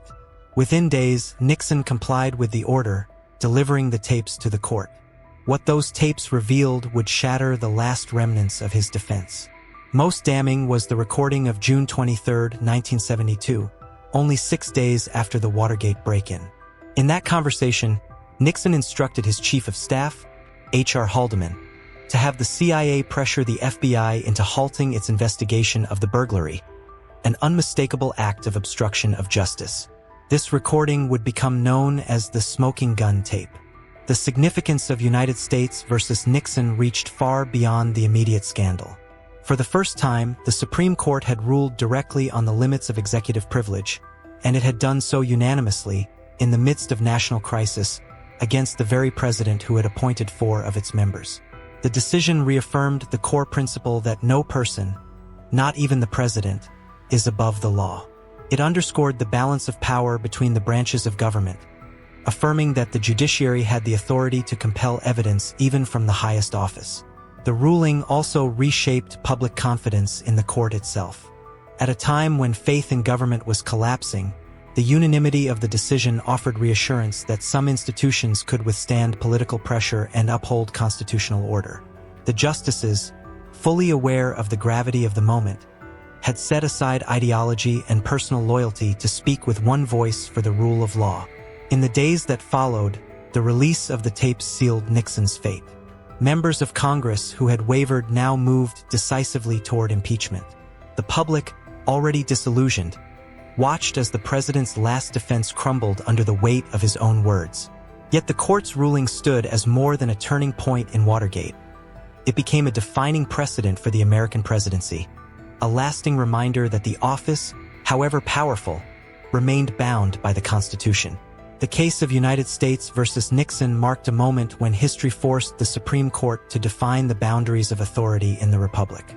On July 24, 1974, the justices did not simply settle a legal dispute, they reaffirmed the essence of American democracy. And from that day forward, every president would carry the weight of that decision, a reminder etched into law that power, unchecked, would never be tolerated. On August 5, 1974, the final piece of evidence surfaced, a revelation so damning it stripped away every remaining defense Richard Nixon had clung to for over 2 years. For months, the White House tapes had been fought over, analyzed, dissected, yet none carried the lethal clarity of what became known as the smoking gun tape. The recording dated back to June 23, 1972, just 6 days after the break-in at the Democratic National Committee headquarters in the Watergate complex. At first, it had seemed like another fragment in the thousands of hours of Oval Office recordings. But within those minutes, Nixon's own voice exposed what he had long denied: direct involvement in the plot to obstruct justice and derail the investigation before it ever took root. The conversation captured Nixon and his chief of staff, H.R. Haldeman, devising a plan to use the CIA to block the FBI's probe into the burglary. Nixon ordered that the intelligence agency pressure the Bureau under the pretense of national security, effectively instructing his aides to strangle the investigation before it reached the White House. The words were not vague, not circumstantial, but precise, unmistakable, and destructive. This was not a distant allegation or partisan accusation. It was the President of the United States, caught authorizing a cover-up in his own voice, only days after the crime that would consume his presidency. For 2 years, Nixon had fought to keep control of the narrative, insisting he had no prior knowledge of the burglary and no role in obstructing justice. He had forced aides to testify, dismissed officials, and clung to the argument that his presidency was the victim of political persecution. Even as transcripts of other tapes emerged earlier in 1974, filled with crude language, strategic scheming, and unsettling abuse of presidential power, he held firm that nothing proved he had ordered the cover-up itself. But the June 23 tape destroyed that defense. Every strategy, every legal argument, every denial collapsed in a single moment. The release of the tape stunned Washington. Leaders of both political parties, many of whom had resisted calling for Nixon's removal, recognized instantly that the presidency could not survive what had been revealed. The evidence was not hearsay or filtered through testimony. It was Nixon himself, the very man who had sworn the oath to preserve, protect, and defend the Constitution, directing subordinates to obstruct justice. The moral gravity of the office collided head-on with the raw reality of the recording. Nixon had not merely tolerated corruption within his campaign. He had commanded its protection at the highest level. Within the House Judiciary Committee, which had already voted on articles of impeachment in late July 1974, the tape confirmed the charges beyond doubt. Article 1, which accused Nixon of obstruction of justice, now rested on irrefutable proof. No longer could defenders argue that the evidence was circumstantial. No longer could they claim that presidential privilege or executive authority justified his actions. The tape spoke with a clarity sharper than any accusation, sharper than any testimony. Nixon had abused his office, obstructed the law, and betrayed the trust of the American people. The reaction spread rapidly beyond Washington. Newspapers carried front-page headlines declaring the president's guilt in plain terms. Editorial boards that had once been cautious turned against him outright. Public opinion, already sour, collapsed into open outrage. Even Nixon's staunchest allies within the Republican Party knew the weight of the tape was crushing. Senator Barry Goldwater, once a loyal supporter, told colleagues that Nixon had lost any chance of surviving an impeachment trial. Republican leaders approached the White House, warning Nixon that support in Congress had vanished. The Senate, which would act as jury in a trial, was now certain to convict. The details of the tape carried more than legal implications. They exposed the mindset of a president consumed with control, willing to weaponize institutions of government against the very principle of accountability. The CIA, an agency designed for foreign intelligence, was to be used as a shield against domestic investigation. The FBI, charged with investigating federal crimes, was to be neutralized through deception. The machinery of government, in Nixon's words, was not to serve the people but to serve his survival. The smoking gun tape also revealed the chilling speed at which the cover-up had been conceived. Within less than a week of the burglary, Nixon was not assessing the facts, not weighing responsibility, but directing his aides to manipulate the levers of state power to conceal the crime. The premeditation was unmistakable. This was not a reluctant president dragged into scandal months later. It was a president engaged from the beginning, ensuring the trail to the Oval Office would be buried. For historians, the tape remains one of the clearest windows into the abuse of executive power in American history. Its significance cannot be overstated. It was the moment where the abstract accusations of obstruction became undeniable reality. The broader narrative of Watergate, break-ins, hush money, perjury, resignations, converged into the single artifact. With its release, the scandal ceased to be a contest of political interpretation. It became a matter of fact, documented and preserved by the president's own obsession with recording his every word. The fallout in the days after August 5, 1974, was immediate. Members of Congress who had hesitated to call for resignation now spoke openly about the inevitability of removal. The White House, already battered by resignations, indictments, and eroding public confidence, found itself isolated. Nixon himself reportedly realized the end was near. He summoned trusted advisors, weighing the impossible choice between resignation and the humiliation of impeachment and conviction. But the power of the tape left no alternatives. The presidency was cornered. The irony of Nixon's downfall lay in the very system he had created. By installing the taping system in the Oval Office and insisting on its use, he had constructed his own undoing. The same tapes he fought to protect under the banner of executive privilege became the evidence that destroyed his presidency. The fortress of secrecy he built turned into a prison of his own making, each reel a witness to his crimes. In those final days, as the country absorbed the reality of the smoking gun, the myth of Nixon's denials collapsed. What had once been dismissed as partisan attacks now stood as historical fact, preserved forever on tape. The presidency itself had been caught in the act of criminal obstruction. The system of checks and balances had demanded truth, and the voice of the president had supplied it.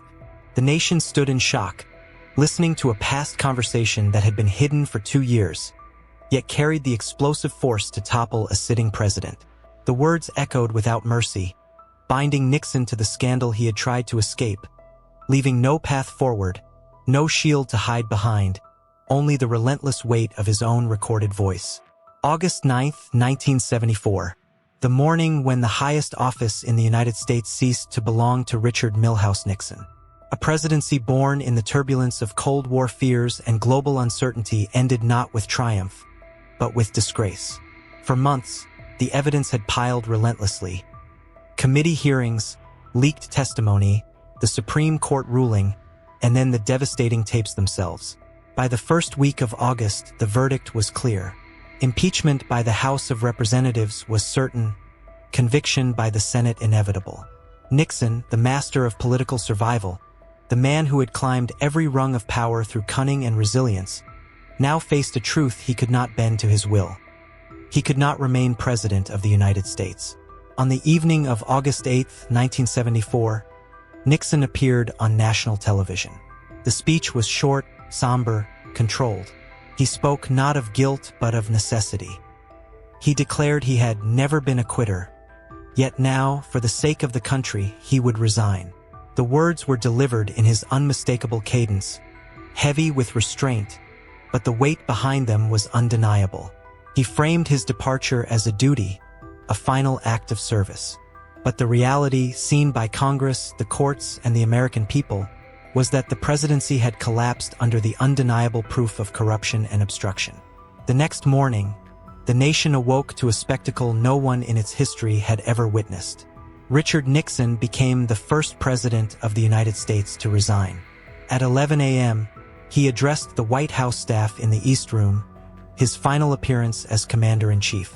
The speech was rambling, emotional, veering between gratitude, reflection, and flashes of defensiveness. He spoke of his parents, of his modest beginnings, of triumphs and failures. Tears came to the eyes of some staffers as he spoke of public service and resilience. Yet behind the sentimentality hung the undeniable shadow of Watergate, the scandal that had forced every word from his mouth. At 11:35 a.m., Nixon, accompanied by his family, left the White House.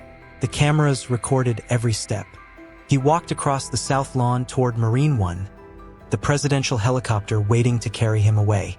Before boarding, he turned to the crowd one last time, raised both arms, and flashed his signature V signs, a gesture of defiance, of bravado, one final display of the Nixon who had fought against every enemy, every critic, every perceived betrayal. It was a strange moment, triumphant in form but hollow in substance. The man leaving was not victorious. He was retreating. At precisely noon, as Marine One carried Nixon into the sky, Gerald R. Ford stood in the East Room and took the oath of office. The transition was instantaneous. Power transferred not by election or death, but by resignation forced under the weight of corruption. Ford, the man never elected to the presidency or the vice presidency, now bore the task of steadying a shaken nation. His words cut through the uncertainty. Our long national nightmare is over.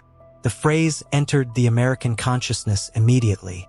It was an acknowledgement of trauma, of exhaustion, of years consumed by scandal. Ford's calm tone promised stability, but the shadow of what had just transpired lingered heavily. For Nixon, the nightmare did not end when he stepped down. The tapes had sealed his political fate, but the legal consequences loomed as well. Indictments for obstruction of justice, abuse of power, and conspiracy were prepared. Grand juries had already labeled him an unindicted co-conspirator. The nation debated whether a former president should face trial, whether justice demanded punishment, or whether healing required mercy. Ford's controversial decision to pardon Nixon 1 month later would ignite fierce debate, but on August 9th, the raw fact remained. The presidency had been dismantled under the weight of its own abuse of power. The resignation carried implications far beyond Nixon himself. The office of the presidency, cloaked for generations in near-mythic authority, had been dragged into the glare of accountability. The system of checks and balances, tested at every turn, had proven capable of restraining even the most powerful man in the country. Congress had pressed forward with impeachment hearings. The judiciary had forced compliance with the law. The press, through relentless investigation, had kept the scandal alive when others dismissed it. And ultimately, the American people had borne witness to the unraveling of a presidency that could not withstand the truth. That day, the nation confronted the fragility of its democracy. The executive branch, once assumed unshakable, revealed itself as dependent on integrity and law. Nixon's departure was not simply the fall of one man, but a reminder that no leader could place themselves above the Constitution. The machinery of American government had been tested in its harshest trial, and though battered, it held. Yet the image of Nixon leaving the White House remains etched in collective memory, not as a victory of resilience, but as a haunting lesson in power and downfall. His raised arms, his forced smile, the roar of the helicopter. It was theater masking collapse. A presidency that had begun with promises of unity, foreign policy triumphs, and a landslide re-election had ended in disgrace, stripped of legitimacy by its own actions. August 9, 1974, was more than a date. It was the moment the nation saw the full cost of unchecked ambition and deception. It was the moment a presidency shattered under the weight of truth. It was the day when Richard Nixon, the 37th President of the United States, stepped into history not as the master strategist he once believed himself to be, but as the only president forced to leave office in resignation, his legacy forever bound to the scandal that bore one word: Watergate. The resignation of Richard Nixon on August 9, 1974, was not the end of the Watergate story but the beginning of its reckoning. What followed was a relentless pursuit of accountability, a process in which the most powerful figures of Nixon's inner circle, men who had once stood at the very core of the presidency, were forced into courtrooms and prison cells. The political earthquake that had brought down a president now swept through the halls of justice, ensuring that those who had carried out his orders, defended his cover-ups, and abused the machinery of government would not escape the consequences. At the center of the storm were H.R. Haldeman, John Ehrlichman, and John Mitchell. Haldeman, Nixon's chief of staff, had been the gatekeeper of the White House, the man who controlled access to the president and executed his wishes with precision. Ehrlichman, Nixon's top domestic policy advisor, was deeply entangled in the planning of the cover-up. Mitchell, Nixon's former attorney general and close confidant, had overseen not only the Department of Justice but also the Committee to Re-elect the President, where much of the scandal began. These men were not fringe figures. They were the president's most trusted lieutenants. Their prosecution symbolized that Watergate was not an accident of minor operatives, but a crime conceived and carried out at the highest levels of American power. On January 1, 1975, the Watergate 7 went on trial in Washington, D.C. The defendants included Haldeman, Ehrlichman, Mitchell, Charles Colson, Robert Mardian, Kenneth Parkinson, and Gordon Strachan. The trial became a defining moment in post-Watergate America, laying bare the evidence of conspiracy, obstruction of justice, and abuse of office. Witnesses recounted meetings, memos, and taped conversations where orders were given to stifle the investigation, silence the burglars, and use federal agencies for political ends. The prosecution argued that these men had engaged in nothing less than a coordinated attack on the rule of law. The verdict came on January 1, 1975, with stunning clarity. Haldeman, Ehrlichman, and Mitchell were all found guilty of conspiracy, obstruction of justice, and perjury. Haldeman and Ehrlichman were each sentenced to 2.5 to 8 years in prison, while Mitchell received a sentence of 2.5 to 8 years as well. Though their sentences were later reduced, the symbolism was overwhelming. The former Attorney General of the United States, the Chief of Staff, and the President's closest advisor had been branded criminals. The law had reached into the inner sanctum of the Oval Office and declared that no one, however close to power, could escape its reach. Charles Colson, another Nixon aide, had already pleaded guilty earlier in 1974 to obstruction of justice for his role in attempting to smear Daniel Ellsberg, the man who had leaked the Pentagon Papers. Colson's tearful admission of guilt in court marked one of the earliest cracks in the White House wall of silence. Jeb Stuart Magruder, deputy director of Nixon's re-election campaign, had also admitted his role in the Watergate break-in planning and served time in prison. Each conviction built a record of accountability, a chain of responsibility that pointed back toward the presidency itself. But as Nixon's aides marched toward justice, the question of Nixon's own fate hung over the nation. Would the former president, forced into resignation by undeniable evidence, now face the prospect of indictment? A federal grand jury had named him an unindicted co-conspirator during the hearings, a term unprecedented in American history. Prosecutors prepared cases that could have charged Nixon with obstruction of justice, abuse of power, and conspiracy. The possibility of a trial of a former president sitting in the defendant's chair seemed both unthinkable and yet entirely within reach. That uncertainty ended on September 8, 1974, when President Gerald Ford announced that he was granting Nixon a full, free, and absolute pardon for any crimes he might have committed while in office. The announcement stunned the nation. Just a month earlier, Ford had taken the oath of office, declaring that our long national nightmare is over. Now, with one stroke of his pen, he had reignited the fury of millions who believed justice had been short-circuited. Ford explained his decision as one of mercy, arguing that the country could not heal while the nation's attention remained fixated on the trial of a disgraced former president. To prosecute Nixon, he said, would condemn the country to years of bitter controversy. Yet the pardon sparked outrage. Critics accused Ford of striking a corrupt bargain, suggesting he had agreed to spare Nixon in exchange for being granted the presidency. Though no evidence of such a deal has ever been proven, the suspicion lingered, damaging Ford's credibility from the earliest days of his administration. In Congress and in the press, voices thundered that justice had been denied, that a man who had abused the Constitution and deceived the nation had escaped the very accountability his aides had been forced to face. The pardon marked one of the most controversial decisions in American political history. Ford later testified before Congress about his choice, an extraordinary step for a sitting president. He insisted that his motives were pure, that he had acted in the nation's best interest. But the damage was lasting. His approval ratings plummeted, trust in government remained fractured, and the bitterness of Watergate deepened. For the American people, the aftermath of Watergate was more than trials and pardons. It was a profound wound to the nation's confidence in its leaders. The scandal had exposed a government willing to use the FBI, CIA, and IRS against political opponents. It had revealed a White House where illegal wiretaps, hush money, and cover-ups were not only contemplated but carried out. The sense of betrayal ran deep, cutting across party lines. Polls in the years after Watergate showed a collapse in public trust, with Americans increasingly convinced that their leaders were dishonest, self-serving, and unworthy of faith. This loss of trust did not fade quickly. It reshaped politics, fueling skepticism toward authority, hostility toward Washington, and an enduring cynicism that became a permanent feature of American democracy. The Watergate trials and the Nixon pardon had proven that the system could hold powerful men accountable, but they had also left the impression that ultimate accountability, the trial of a president, had been denied. The scars remained visible in every campaign, every debate, every clash between branches of government. Watergate's aftermath was not closure, it was fracture.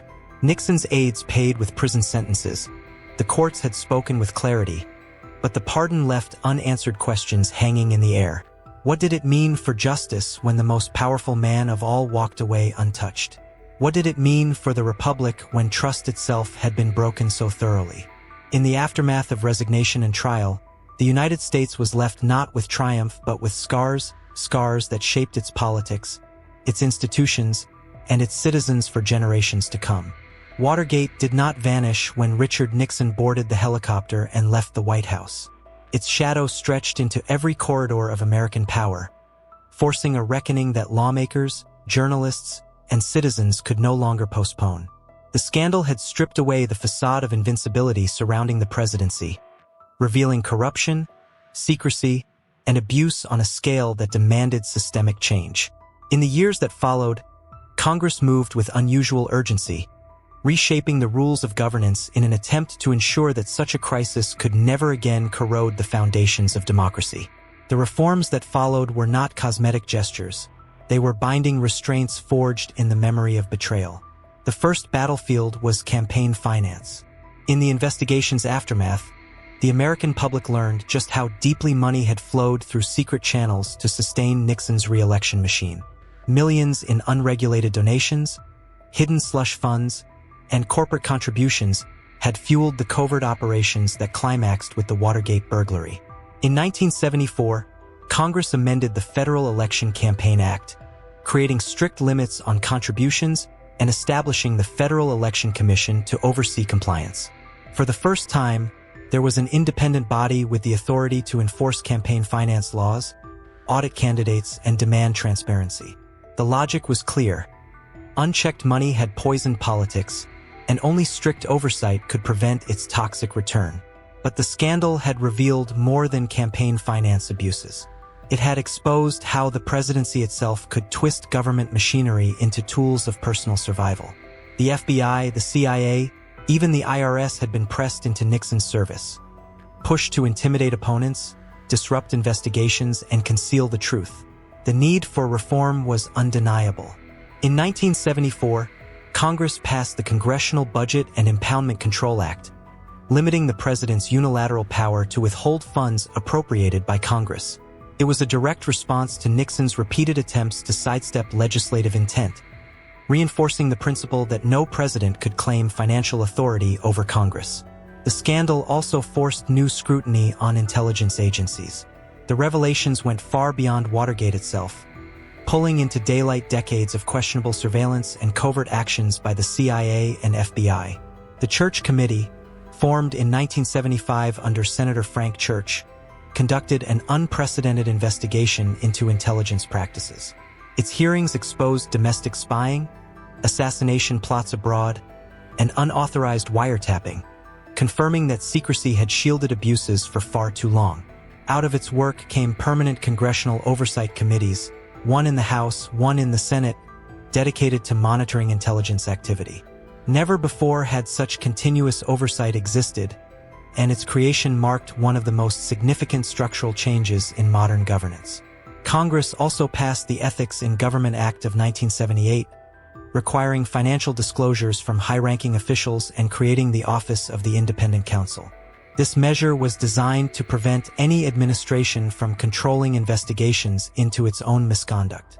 It arose directly from the bitter lessons of Watergate, where Nixon had tried to strangle the inquiry by firing Special Prosecutor Archibald Cox in the infamous Saturday Night Massacre of October 20, 1973.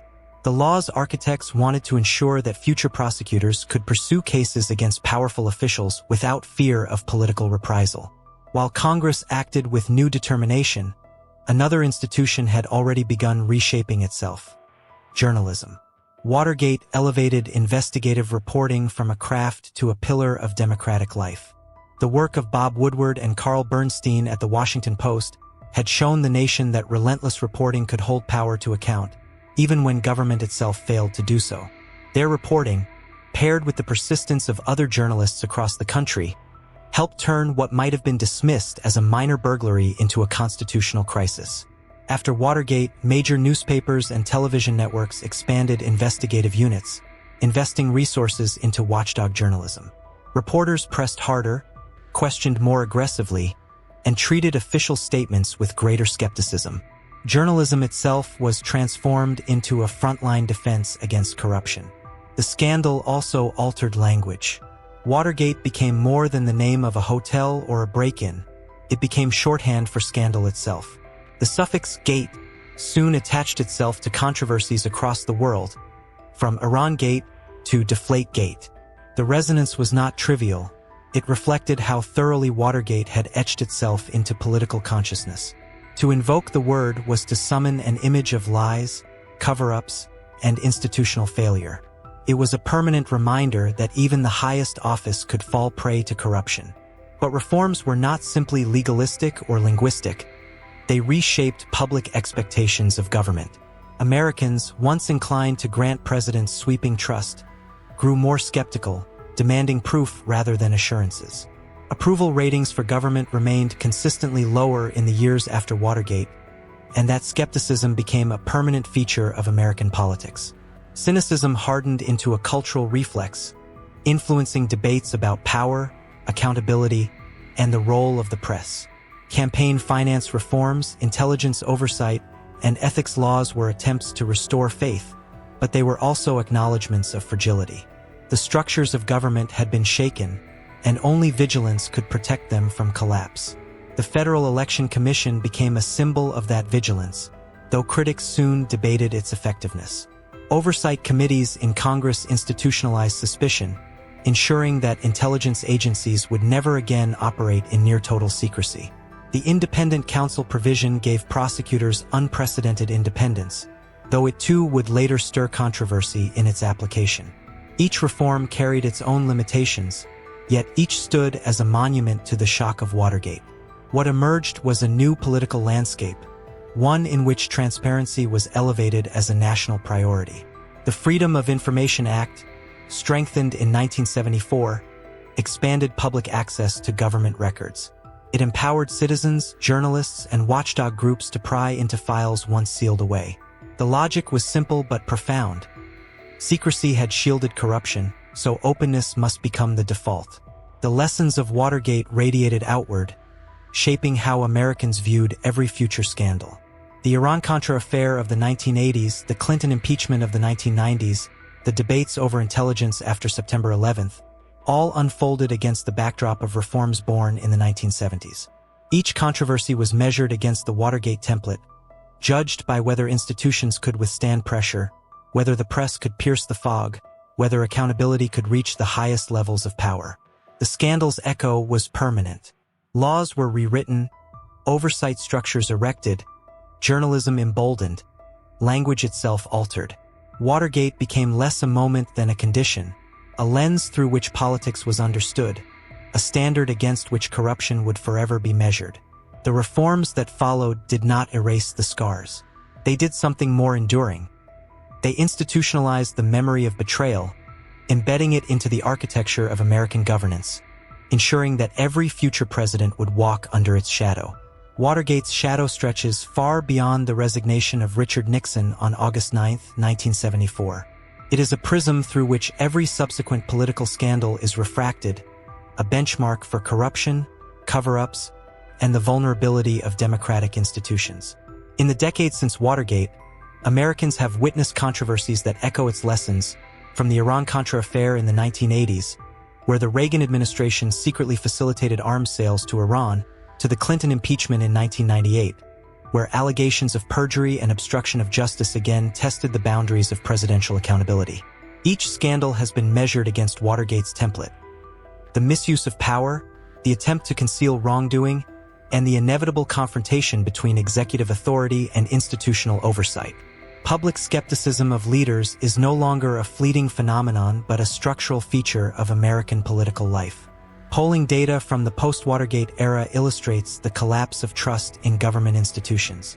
In 1974, immediately after Nixon's resignation, Gallup reported that only 29% of Americans expressed a great deal or quite a lot of confidence in the federal government, the lowest in modern polling history at the time.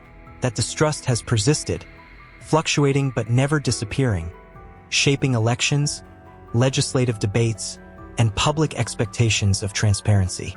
Every statement from the Oval Office, every decision by a cabinet member, is now interpreted through the prism of suspicion that Watergate engraved into the American psyche. Watergate also set a precedent for the relationship between investigative journalism and accountability. The relentless reporting of Bob Woodward and Carl Bernstein at the Washington Post demonstrated the power of persistent inquiry, the necessity of connecting threads that official channels might ignore or conceal. In the decades since, investigative journalists have repeatedly invoked Watergate as both a moral compass and a methodological guide. Consider the exposure of the Pentagon Papers in 1971, which foreshadowed the mechanisms Woodward and Bernstein would later employ, and the 2016 to 2017 reporting on the Trump administration's interactions with foreign governments, where journalists traced financial and political connections with painstaking precision.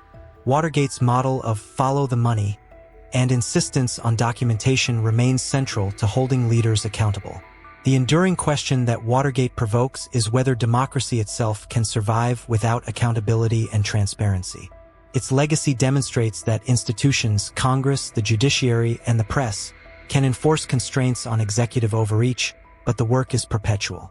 United States versus Nixon in 1974, the Supreme Court case that unanimously ordered Nixon to release the Oval Office tapes, affirmed that no one, not even a sitting president, is above the law. Yet subsequent administrations have tested this principle repeatedly, employing executive privilege, secrecy, and political maneuvering to shield internal deliberations from scrutiny. The tension between necessary secrecy and the public's right to know is an enduring feature of governance, a delicate balance that Watergate made painfully clear. Contemporary debates over surveillance, campaign finance, and executive authority continue to reflect the lessons of 1972 to 1974. The revelations about mass surveillance programs under the National Security Agency in the 2000s and the legal controversies surrounding presidential directives during emergencies echo Watergate's fundamental challenge. Unchecked power can erode the very foundations of democratic governance. Similarly, the ongoing efforts to regulate campaign financing, which trace their origins to the post-Watergate amendments to the Federal Election Campaign Act, underscore the persistent struggle to prevent financial influence from distorting political accountability. Watergate is not merely historical.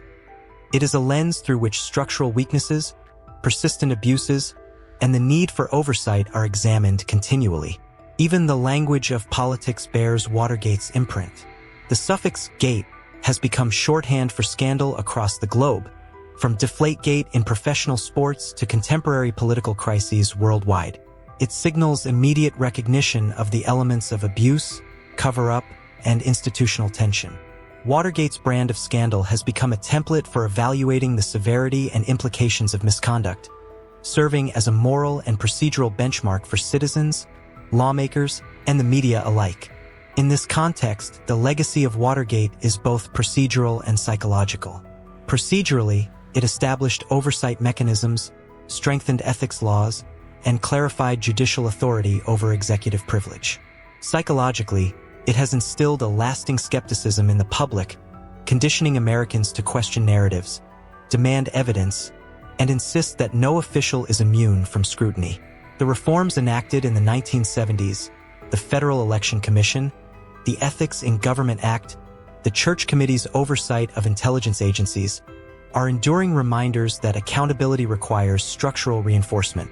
Yet these mechanisms function only when citizens, journalists, and institutions actively engage with them. Watergate demonstrated that compliance cannot be assumed. Vigilance must be constant. Comparisons with more recent controversies highlight the persistent relevance of Watergate. The impeachment proceedings against Bill Clinton in 1998, the scrutiny over George W. Bush's handling of post-9/11 intelligence and wartime decisions, and investigations into campaign finance violations or executive obstruction all unfold against the Watergate benchmark. Each test of authority, each scandal, is evaluated for its resemblance to Nixon's abuse of power, its scale of concealment, and the mechanisms available to expose wrongdoing. The continuing invocation of Watergate in legal, political, and journalistic discourse demonstrates that the scandal's lessons are neither abstract nor historical. They are operational principles guiding contemporary governance. Ultimately, Watergate's legacy endures because it crystallized a fundamental truth.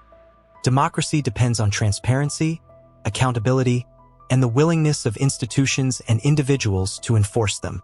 Without these pillars, governance risks descending into secrecy, manipulation, and the erosion of public trust.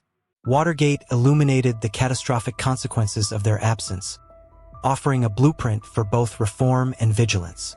Its shadow remains in every policy debate, every legal challenge, every journalistic investigation that seeks to hold power accountable. The public skepticism of leaders, cultivated through exposure to Watergate and its aftermath, continues to shape political life. Americans today approach government pronouncements with caution, demanding documentation, questioning motives, and holding officials accountable in both legal and cultural arenas.